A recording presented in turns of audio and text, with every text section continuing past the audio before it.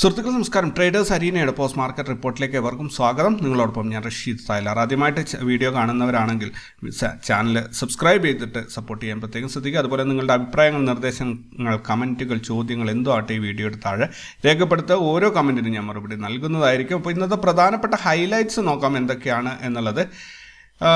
നിഫ്റ്റിയും സെൻസെക്സും ഇന്നലെ ഒരു നല്ല റാലിയായിരുന്നു. അതുപോലെ ഇന്നൊരു പുതിയ ഓൾ ടൈം ഹൈയിലേക്ക് പോയിട്ട് ഒരു ബെയറിഷ് ക്യാൻഡിൽ വന്നു. ഇന്നലത്തെ ക്ലോസിങ്ങിൻ്റെ അടുത്തായിട്ട് ഇന്ന് ക്ലോസ് ചെയ്തിട്ടുണ്ട്.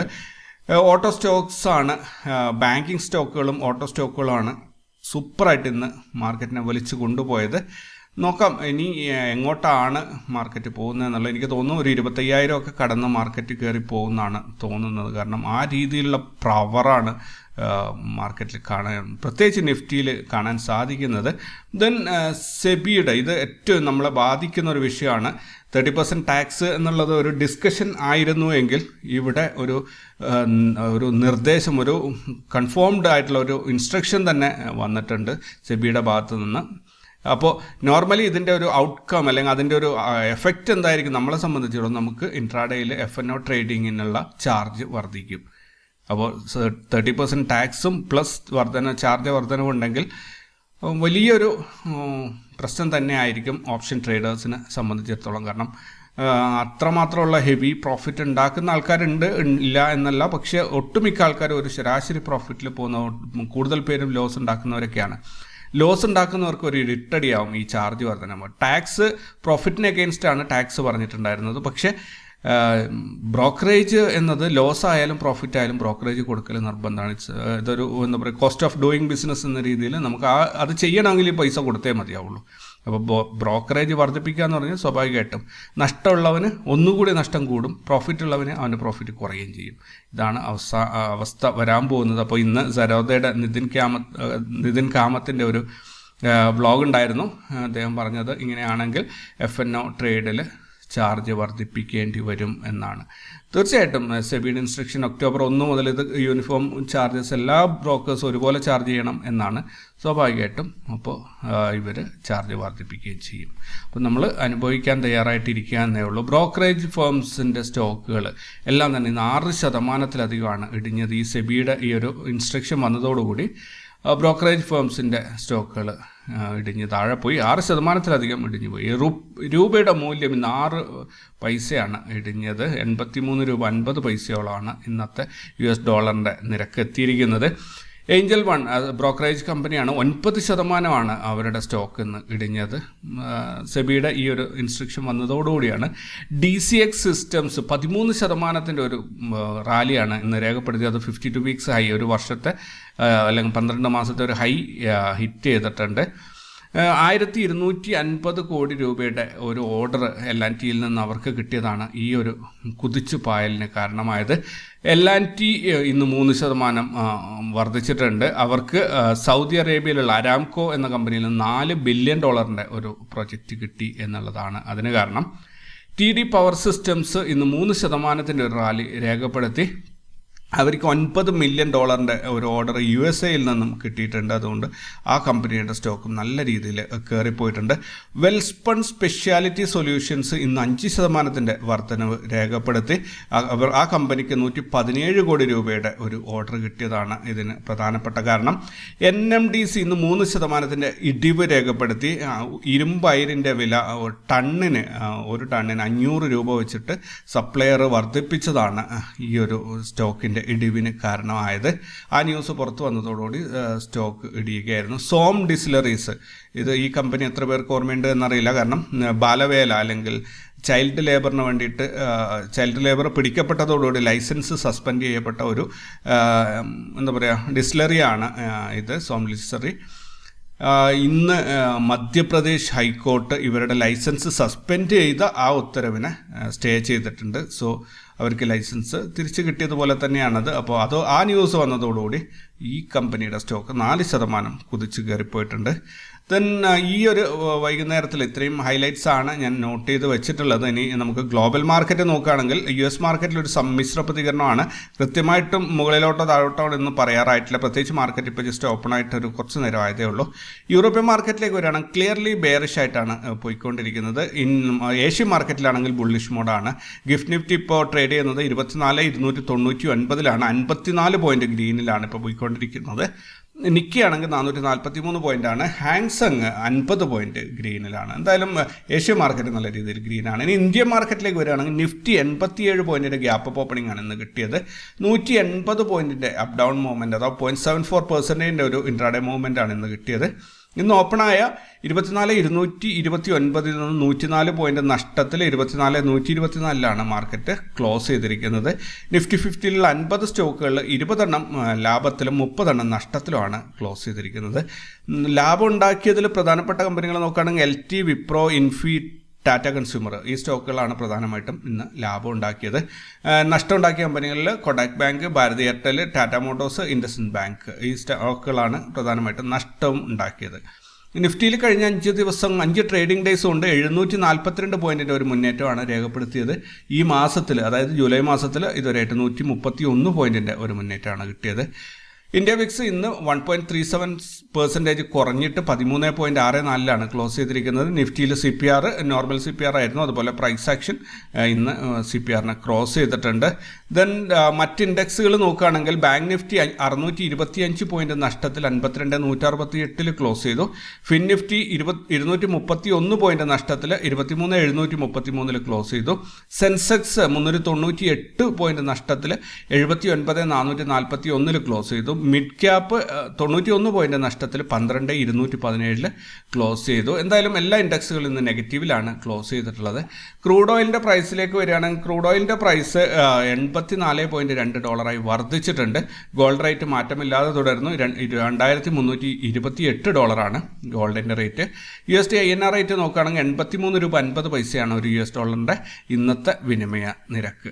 ഇനി ഇൻസ്റ്റിറ്റ്യൂഷണൽ ആക്ടിവിറ്റീസിലേക്ക് വരികയാണെങ്കിൽ ഫോറിൻ ഇൻസ്റ്റിറ്റ്യൂഷൻ ഇൻവെസ്റ്റേഴ്സ് ഇന്ന് 2,000 കോടിയുടെ നെറ്റ് സെല്ലിംഗ് ആണ് കാഴ്ചവെച്ചത്. ഡൊമസ്റ്റിക് ഇൻസ്റ്റിറ്റ്യൂഷൻസ് ആണെങ്കിൽ 648 കോടിയുടെ നെറ്റ് ബൈയിങ് ആണ് കാഴ്ചവെച്ചത്. ഓൾ ടുഗദർ നോക്കുകയാണെങ്കിൽ 1,351 കോടിയുടെ നെറ്റ് സെല്ലിംഗ് ആണ് മാർക്കറ്റിൽ നടന്നത്. ഈ മാസത്തിൽ ജൂലൈ മാസത്തിൽ നിന്ന് 2-ാം ദിവസം വരുമ്പോൾ ഫോറിൻ ഇൻസ്റ്റിറ്റ്യൂഷൻസ് 2,426 കോടിയുടെ സെല്ലിംഗ്, ഡൊമസ്റ്റിക് ഇൻസ്റ്റിറ്റ്യൂഷൻസ് 4,565 കോടിയുടെ ബൈയിങ്ങും ചെയ്തത് വഴി 2,139 കോടിയുടെ നെറ്റ് ബൈയിങ് ആണ് ഇന്നേക്ക് മാർക്കറ്റിൽ ഉണ്ടായിരിക്കുന്നത്.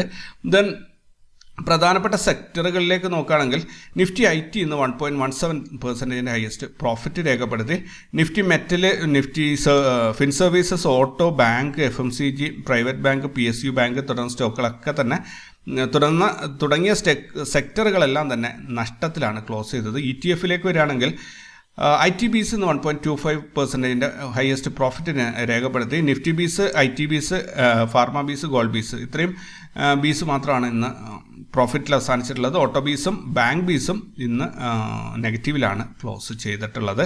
മേജർ സ്റ്റോക്കുകളിലേക്ക് വരികയാണെങ്കിൽ ഗോദ്രേജ് പ്രോപ്പർട്ടീസ് ഇന്ന് 4.34% ഹയസ്റ്റ് പ്രോഫിറ്റ് രേഖപ്പെടുത്തി. അതേസമയത്ത് ശ്രീറാം ഫിനാൻസ് 2.95% ഹയസ്റ്റ് ലോസും രേഖപ്പെടുത്തിയിട്ടുണ്ട്. Godrej properties, LT, Wipro, Infy, Laurus labs, Astral, Tata consumer, HDFC bank, ONGC, coal India, Grasim, Hindalco ഇത്രയും സ്റ്റോക്കുകൾ ഉയർന്ന ലാഭത്തിൽ അവസാനിച്ചപ്പോൾ Shriram finance, bank of Baroda, IDFC first bank, Kotak bank, Chola finance, Bharti Airtel, IEX, REC limited, ഇൻത് hotel, Tata motors, Balakrishna industries, SBI cards ഇത്രയും സ്റ്റോക്കുകൾ ഉയർന്ന നഷ്ടത്തിൽ അവസാനിച്ചിട്ടുണ്ട്. 1,195 സ്റ്റോക്കുകൾ NSEയിൽ ഇന്ന് ലാഭത്തിൽ അവസാനിച്ചപ്പോൾ 1,161 സ്റ്റോക്കുകൾ നഷ്ടത്തിലും ക്ലോസ് ചെയ്തിട്ടുണ്ട്. നിഫ്റ്റിയുടെ PCR വന്നിരിക്കുന്നത് 0.99 ആണ്. ഇത് ക്ലിയർലി ഒരു സൈഡ് വൈസ് അല്ലെങ്കിൽ ന്യൂട്രൽ മൂവ്മെൻ്റ് ആണ് സൂചിപ്പിക്കുന്നത്. 24,124 സ്പോട്ട് പ്രൈസ് അവസാനിച്ചപ്പോൾ അവിടെ നിന്ന് 86 പോയിന്റ് മുകളിലായിട്ട് 24,210 ഫ്യൂച്ചറിൻ്റെ ട്രേഡിംഗ് നടക്കുന്നത്. 24,500 ഹയസ്റ്റ് കോൾ റേറ്റിംഗ് വന്നിരിക്കുന്നത്. 91 ലക്ഷമാണ്. 24,000 ഹയസ്റ്റ് പുട്ട് റേറ്റിംഗ് വന്നിട്ടുള്ളത്. 90 ലക്ഷം പുട്ടാണ് ഇവിടെ റൈറ്റ് ചെയ്തിട്ടുള്ളത്. ബാങ്ക് നിഫ്റ്റിയുടെ PCR 0.71 ആണ്. ക്ലിയർലി ഇതൊരു ബെയറിഷ് മൂവ്മെൻ്റ് ആണ്, ഒരു ബെയറിഷ് മോഡാണ് സൂചിപ്പിക്കുന്നത്. 52,168 സ്പോട്ട് പ്രൈസ് അവസാനിച്ചപ്പോൾ അവിടെ നിന്ന് 212 പോയിന്റ് മുകളിലായിട്ട് 52,380 ഫ്യൂച്ചറിൻ്റെ ട്രേഡിംഗ് നടക്കുന്നത്. 53,000 ഹയസ്റ്റ് കോൾ റേറ്റിംഗ് വന്നിട്ടുള്ളത്. ഇവിടെ 64 ലക്ഷം കോളാണ് റേറ്റ് ചെയ്തിട്ടുള്ളത്. 52,000 ഹയസ്റ്റ് പുട്ട് റേറ്റിംഗും വന്നിട്ടുണ്ട്. പക്ഷേ 30 ലക്ഷം മാത്രമാണ് പുട്ട് റേറ്റിംഗ് ഇവിടെ വന്നിട്ടുള്ളത്. നാളെ റിസൾട്ട് അനൗൺസ് ചെയ്യുന്ന കമ്പനികൾ ഒന്നും തന്നെ ഇവിടെ ലിസ്റ്റ് ആയിട്ടില്ല, അപ്ഡേറ്റ്സ് ആയിട്ടില്ല. നാളെ വരാനുള്ള ഗ്ലോബൽ ഈവൻറ്റ്സ് നോക്കുകയാണെങ്കിൽ US API crude oil stock change, Japan ജിബൂൻ bank services PMI, China casein services PMI, India HSBC services PMI, India HSBC composite PMI final. ഇത്രയും ഈവൻറ്റുകളാണ് നാളെ വരാനുള്ളത്. ഇന്ന് നിഫ്റ്റി ഫിൻ സർവീസസിൻ്റെ നിഫ്റ്റിയുടെ എക്സ്പയറി ആയിരുന്നു. അപ്പോൾ രാവിലെ നമ്മൾ എന്താ പറയുക ചർച്ച ചെയ്തതുപോലെ, അല്ലെങ്കിൽ ഞാൻ നിങ്ങളോട് പറഞ്ഞതുപോലെ മാർക്കറ്റിൽ ഇന്ന് മൂവ്മെൻറ്റ് കിട്ടിയിട്ടുണ്ടോ എന്ന് ചോദിച്ചു കഴിഞ്ഞാൽ പറഞ്ഞതിൻ്റെ ഓപ്പോസിറ്റ് മൂവ്മെൻ്റ് ആണ് കിട്ടിയത്. ഞാൻ പ്രതീക്ഷിച്ചിരുന്നത് ഒരു ഫ്ലാറ്റ് ഓപ്പണിങ്ങിൽ നിന്നും മുകളിലോട്ട് മാർക്കറ്റ് പോകും എന്നാണ്. പക്ഷേ ഇന്ന് ഗ്യാപ്പ് അപ്പ് ഓപ്പണിങ്ങിൽ മാർക്കറ്റ് താഴോട്ട് ഇറങ്ങി വരികയാണ് ചെയ്തത്. ഇന്ന് എനിക്ക് ഏറ്റവും കൂടുതൽ പ്രതീക്ഷ ഉണ്ടായിരുന്നത് 23,800 ടച്ച് ചെയ്യും, മുകളിലോട്ട് പോയിട്ട് ഹയർ സൈഡിൽ ടച്ച് ചെയ്യുമെന്നാണ് ഞാൻ പ്രതീക്ഷിച്ചിരുന്നത്. പക്ഷേ മാർക്കറ്റ് മുകളിൽ ഓപ്പണായിട്ട് താഴെ വന്നിട്ട് ഞാൻ പ്രതീക്ഷിച്ച ഡേ ലോയാണ് ടച്ച് ചെയ്തിരിക്കുന്നത്. എന്തായാലും നല്ലൊരു മൂവ്മെൻറ്റ് ഇന്ന് രാവിലത്തെ ക്യാൻഡിൽ കിട്ടിയിട്ടുണ്ട്. ആഫ്റ്റർനൂൺ ഇന്ന് എക്സ്പയറി ആയിരുന്നു ഇതിൻ്റെ. ബട്ട് എക്സ്പയറിയുടെ ഒരു ബ്രേക്ക് ഔട്ടോ 0 to 0 ഒന്നും തന്നെ ആർക്കും തന്നെ ഒരു എൻജോയ് ചെയ്യാൻ സാധിച്ചിട്ടില്ല. മോർണിംഗിൽ കിട്ടിയ മൂവ്മെൻറ്റ് മാത്രമായിരുന്നു ഇന്ന് ഉണ്ടായിരുന്നു. അതിനുശേഷം എടുത്തവർക്കൊക്കെ 0 to 0 ഒക്കെ തന്നെ 0 ആയി പോകുന്ന ഒരവസ്ഥയാണ് ഇന്ന് കണ്ടത്. മാർക്കറ്റ് രാവിലെ താഴോട്ട് നേരെ വന്നു. ഇന്നത്തെ ഡേ ലോ വരും എന്ന് പ്രതീക്ഷിച്ച് ഞാനിവിടെ ഒരു കൺസോൾട്ടേഷൻ വരും എന്ന് പറഞ്ഞിട്ടുണ്ടായിരുന്നു. നല്ലൊരു സപ്പോർട്ട് ഈ ലെവലിൽ ഉണ്ടാകും എന്നുള്ളത് രാവിലത്തെ വീഡിയോ എടുത്ത് നോക്കി അറിയാം. അവിടെ വന്ന് നല്ല രീതിയിൽ മാർക്കറ്റ് സപ്പോർട്ട് എടുത്തിട്ടുണ്ട്. അവിടെ നിന്ന് ഫർദർ ഒരു നോ ട്രേഡ് സോണിലോട്ട് കയറി വന്നു, വീണ്ടും താഴോട്ട് വന്നു, വീണ്ടും ഒന്നുകൂടി കയറി നോക്കി, എന്നിട്ടും രക്ഷപ്പെട്ടില്ല, വീണ്ടും തിരിച്ചിറങ്ങി വന്നു. അതാണ് സംഭവിച്ചതെന്ന്. എന്തായാലും ഈ ഒരു കൺസൾട്ടേഷനിൽ ഓപ്ഷൻ ബൈങ്ങിൽ പ്രോഫിറ്റ് ഉണ്ടാക്കാൻ സാധിക്കില്ല. മോർണിംഗിലുള്ള ഈ ഫസ്റ്റ് ക്യാൻഡിൽ ആരെങ്കിലും ഉണ്ടാക്കിയിട്ടുണ്ടെങ്കിൽ അത് മാത്രമാണ് അതിനകത്ത് ഒരു പ്രോഫിറ്റബിളായിട്ട് നമുക്ക് പറയാൻ സാധിക്കുന്നത്. ദെൻ കഴിഞ്ഞ വീഡിയോയിൽ നിങ്ങൾ പറഞ്ഞ അഭിപ്രായങ്ങൾ നോക്കുകയാണെങ്കിൽ ട്രേഡേഴ്സ് അരീന എന്നുള്ള ഈ ചാനൽ 11,600 പേരാണ് ഇതുവരെയും സബ്സ്ക്രൈബ് ചെയ്തിട്ടുള്ളത്. 31 കമൻറ്റുകൾ വന്നതിൽ പേപ്പർ ട്രേഡിംഗ് വേണം എന്നാണ് എൻ്റെ അഭിപ്രായം. ഞാൻ ഇന്നത്തെ വീഡിയോയിൽ അത് ഉൾപ്പെടുത്തിയിട്ടില്ല. പേപ്പർ ട്രേഡിംഗ് സെഗ്മെൻറ്റ് ഒഴിവാക്കരുത്, തുടരണം പ്ലീസ്. എല്ലാവരും പറയുന്നത് please continue paper trade, thank you sir, please don't stop that segment. Profit and loss segment will really inspire us. If somebody makes profit like that, then why I can't? That's a good thought actually. If someone can make it, why can't I? Okay, very good. എന്ന ചോദ്യം നമുക്ക് നമ്മളോട് ചോദിച്ച് നമ്മളെ തെറ്റ് തിരുത്താലോ? Very good, very good. നല്ലൊരു ഇതാണത്, നല്ലൊരു കമൻറ്റാണ്. Continue sir, കേട്ടിരിക്കാം. ഈ വീഡിയോയിൽ മിസ്റ്റർ സന്ദീപിൻ്റെ ചോദ്യത്തിന് മറുപടി തികച്ചും തെറ്റായിപ്പോയി. ഒരു ബൾക്ക് ഓർഡറിനെ കുറിച്ച് ചോദിച്ചപ്പോൾ ഇതാരാണ് കേട്ടിരിക്കാം കഥകൾ. എന്താണ് തെറ്റിയത്? ഈ വീഡിയോയിൽ മിസ്റ്റർ സന്ദീപിൻ്റെ ചോദ്യത്തിൻ്റെ മറുപടി തികച്ചും തെറ്റായിപ്പോയി. ഓക്കെ, അദ്ദേഹം ചോദിച്ചത് വലിയ ബൾക്ക് ഓർഡേഴ്സ് എങ്ങനെ പ്ലേസ് ചെയ്യാം എന്നതായിരുന്നു ഇന്നലെ ചോദിച്ചത്. ഞാൻ ഓർക്കുന്നുണ്ട് ആ ക്വസ്റ്റ്യൻ. ഞാനപ്പോൾ അതിന് പറഞ്ഞത് സരോദയാണ് ഉപയോഗിക്കുന്നതെങ്കിൽ നിങ്ങൾക്ക് എത്രയാണോ ക്വാണ്ടിറ്റി വേണ്ടത്. കാരണം ഇതിനകത്ത് ഒരു ഫ്രീസ് ക്വാണ്ടിറ്റി എന്നൊരു പ്രശ്നമുണ്ട്. അതുകൊണ്ടാണ് നമുക്ക് ബൾക്ക് ക്വാണ്ടിറ്റി, ഇപ്പോൾ സ്റ്റോക്ക് ആണെങ്കിൽ നമുക്ക് എണ്ണം ടൈപ്പ് ചെയ്തിടാം. പക്ഷേ ഓപ്ഷൻസിൽ എന്താ പറയുക, ബൾക്ക് ഓർഡർ ചെയ്യുമ്പോൾ ഞാൻ പറഞ്ഞതിൽ ചിലപ്പം അദ്ദേഹം ബൾക്ക് ഓർഡർ സ്റ്റോക്കിലാണോ ചോദിച്ചതെന്നുള്ളത് ഞാൻ വ്യക്തമായിട്ട് ഓർക്കുന്നില്ല. പക്ഷേ ഞാൻ സംസാരിച്ചതെല്ലാം തന്നെ ഓപ്ഷൻ ട്രേഡിങ്ങിനെ, ഞാനൊരു ഓപ്ഷൻ ട്രേഡറാണ്. പക്ഷേ ഓപ്ഷൻ ട്രേഡിങ്ങിൻ്റെ ബേസിലാണ് ഞാൻ സംസാരിച്ചത്. അപ്പോൾ ഓപ്ഷൻസ് വാങ്ങിക്കുന്നത് ഒരു ലോട്ടായിട്ടാണ്. അപ്പോൾ നമുക്ക് ഒരുപാട് ലോട്ടൊന്നും വാങ്ങിക്കാൻ പറ്റില്ല. അതിനൊരു ക്വാണ്ടിറ്റി ഫ്രീസ് എന്നൊരു പ്രശ്നമുണ്ട്. അപ്പോൾ ക്വാണ്ടിറ്റി ഫ്രീസ് ഇപ്പം ബാങ്ക് നിഫ്റ്റിയിലാണെങ്കിൽ 900 ആയിക്കഴിഞ്ഞാൽ അതിൻ്റെ മുകളിലോട്ട് ഒരു ഓർഡറിൽ വാങ്ങിക്കാൻ പറ്റില്ല. അപ്പോൾ നമ്മൾ എന്താ ചെയ്യുക, രണ്ടാമത് ഒരു ഓർഡർ കൂടി പ്ലേസ് ചെയ്യണം. രണ്ടാമത് ഓർഡർ പ്ലേസ് ചെയ്യുമ്പോഴത്തേനും സമയം പോവും, നമ്മൾ കണ്ട പ്രൈസ് ആയിരിക്കില്ല അവിടെ ഉണ്ടാവുക. അങ്ങനെ കുറേ കാര്യങ്ങളുണ്ട്. അപ്പോൾ അതിൻ്റെ ഈ ഒരു പ്രശ്നം മറികടക്കാനാണ് സരോദ ഈ ഐസ്ബർഗ് എന്നുള്ള ആ ഒരു സ്പ്ലിറ്റ് ഓർഡർ സിസ്റ്റം കൊണ്ടുവന്നത്.